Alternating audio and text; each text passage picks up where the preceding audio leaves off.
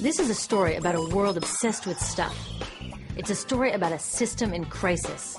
We're trashing the planet, we're trashing each other, and we're not even having fun. The good thing is that when we start to understand the system, we start to see lots of places to step in and turn these problems into solutions.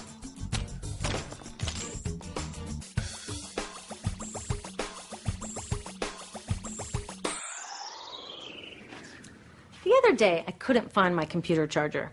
My computer is my lifeline to my work, my friends, my music. So I looked everywhere, even in that drawer where this lives. I know you have one too, a tangle of old chargers, the sad remains of electronics past. How did I end up with so many of these things? It's not like I'm always after the latest gadget. My old devices broke or became so obsolete I couldn't use them anymore. And not one of these old chargers fits my computer. Ugh! This isn't just bad luck. It's bad design. I call it design for the dump. Design for the dump sounds crazy, right? But when you're trying to sell lots of stuff, it makes perfect sense. It's a key strategy of the companies that make our electronics. In fact, it's a key part of our whole unsustainable materials economy. Design for the dump means making stuff to be thrown away quickly. Today's electronics are hard to upgrade, easy to break, and impractical to repair. My DVD player broke and I took it to a shop to get fixed. The repair guy wanted $50 just to look at it. A new one at Target cost $39. In the 1960s, Gordon Moore, the giant brain and semiconductor pioneer, predicted that electronics designers could double processor speed every 18 months. So far, he's been right. This is called Moore's Law. But somehow, the bosses of these genius designers got it all twisted up. They seem to think that Moore's Law means every 18 months we have to throw out our old electronics and buy more. Problem is, the 18 months that we use these things are just a blip in their entire life cycle. And that's where these dump designers aren't just causing a pain in our wallets, they're causing a global toxic emergency. You see, electronics start where most stuff starts, in mines and factories. Many of our gadgets are made from 1,000 different materials, shipped from around the world to assembly plants. There, workers turn them into products using loads of toxic chemicals like PVC, mercury, solvents, and flame retardants. Today, this usually happens in far-off places that are hard to monitor, but it used to happen near my home in Silicon Valley, which, thanks to the electronics industry, is one of the most poisoned communities in the U.S. IBM's own data revealed that its workers making computer chips had 40% more miscarriages and were significantly more likely to die from blood, brain, and kidney cancer. The same thing is starting to happen all around the world. It turns out the high-tech industry isn't as clean as its image. So, after its toxic trip around the globe, it lands in my hands. I love it for a year or so, and then it starts drifting further from its place of honor on my desk or in my pocket. Maybe it spends a little time in my garage before being tossed out. And that brings us to disposal, which we think of as the end of its life. But really, it's just moved on to become part of the mountains of e-waste we make every year. Remember how these devices were packed with toxic chemicals? Well, there's a simple rule of production. Toxics in, toxics out. Computers, cell phones, TVs, all this stuff is just waiting to release all their toxics when we throw them away. Some of them are slowly releasing this stuff even while we're using them. You know those fat old TVs that people are chucking for high-def flat screens? They each have about 5 pounds of lead in them. Lead, as in lead poisoning. So, almost all of this e-waste either goes from my garage to a landfill, or it gets shipped overseas to the garage workshop of some guy in Guiyu, China, whose job it is to recycle it. I've visited a bunch of these so-called recycling operations.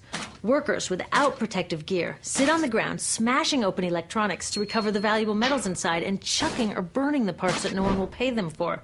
So while I'm on to my next gadget, my last gadget is off poisoning families in Guiyu or India or Nigeria.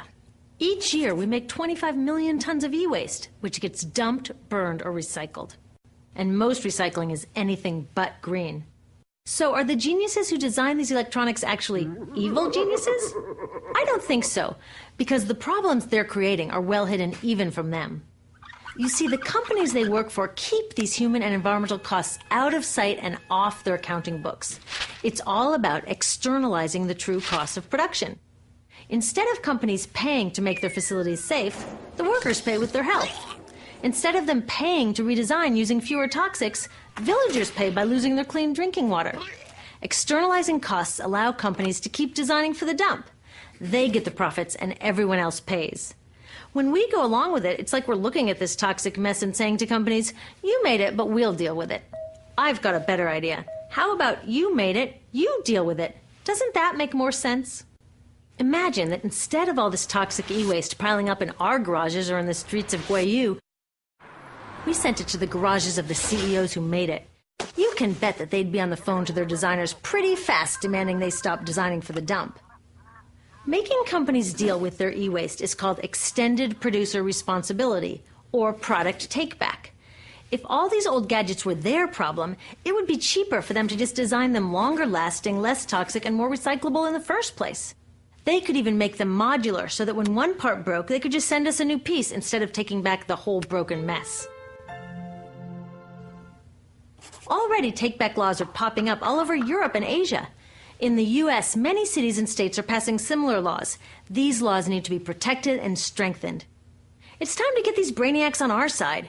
With take-back laws and citizen action to demand greener products, we can start a race to the top where designers compete to make long-lasting, toxic-free products. So let's have a green Moore's Law. How about the use of toxic chemicals will be cut in half every 18 months? The number of workers poisoned will decline at an even faster rate. We need to give these designers a challenge they can rise to and do what they do best: innovate.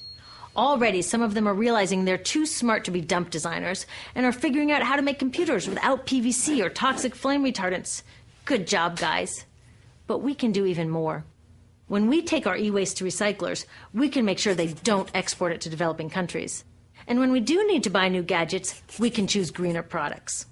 But the truth is, we are never going to just shop our way out of this problem, because the choices available to us at the store are limited by the choices of designers and policymakers outside of the store. That's why we need to join with others to demand stronger laws on toxic chemicals and on banning e-waste exports.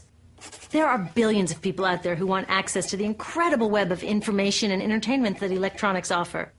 But it's the access they want, not all the toxic garbage. So let's get our brains working on sending that old design for the dump mentality to the dump where it belongs, and instead building an electronics industry and a global society that's designed to last.